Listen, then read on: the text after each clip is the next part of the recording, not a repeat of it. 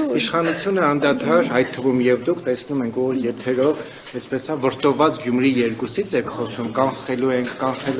այնպիսի տպավորություն է, որ մեծագույն հանցագործություն է իշխանությունը փորձում կանխել, հատկապես որ նմանատիպ սցենար դուք իրականացրել եք, նկատի ունեմ քաղաքական թիմը Երևանում, երբ որ ձեր քաղաքապետի տեխնատուն 8-9% էր հավաքել եւ միանձնել չէր կարողանում քաղաքապետ դառնալ, նրան օգնեց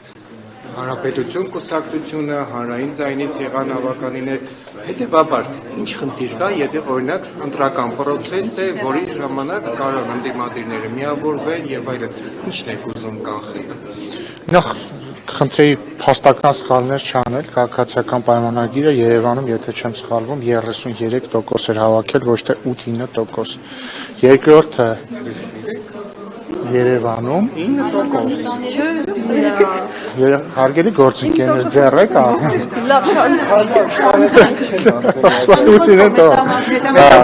Հաջորդը հանցագործություն չի ընտրություններում հետընտրական կոալիցիաներ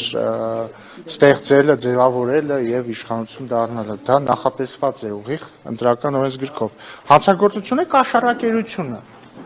Սա մեկ, երկրորդը ոչ անպայման է, որ ամեն ինչ, որ հանցագործություն չի, լավ բան լինի։ Հիմա մենք համարում ենք, որ Քոչարյանի եւ երկու օլիգարխների իշխանության գալը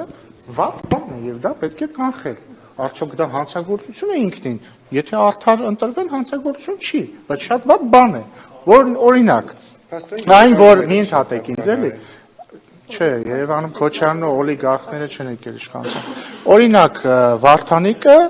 ընտրվեց Գյումրու քաղաքապետ, ինչի արդյունքում։ Երբ որ Քոչարյանական եւ Սերժ Սարգսյանական եւ ռուսաստանցի օլիգարխական մի քանի ուժեր բաժանվեցին մի քանի բլոկերի եւ հետընտրական համագործակցությամբ Վարդանիկը ընտրվեց քաղաքապետ։ Ինչը ինքնին հանցագործություն չէ։ Բայց դրանից ուղիղ 6 ամիս անց Վարդանիկը ձերբակալվեց կաշառակերության մեղադրանքով։ Հիմա ինչ կլինի տարբերությունը, եթե Քոչարյանն ու երկու օլիգարխները տարբեր բլոկների բաժանված հաջողեն ստանալ մարդկանց մեծամասնության քվեն եւ գան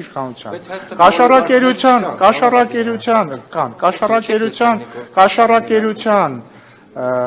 մեղադրանքով ոչ ոք չի ձերբակալվի, որովհետեւ ինչպես իրենց իշխանության տարիներին,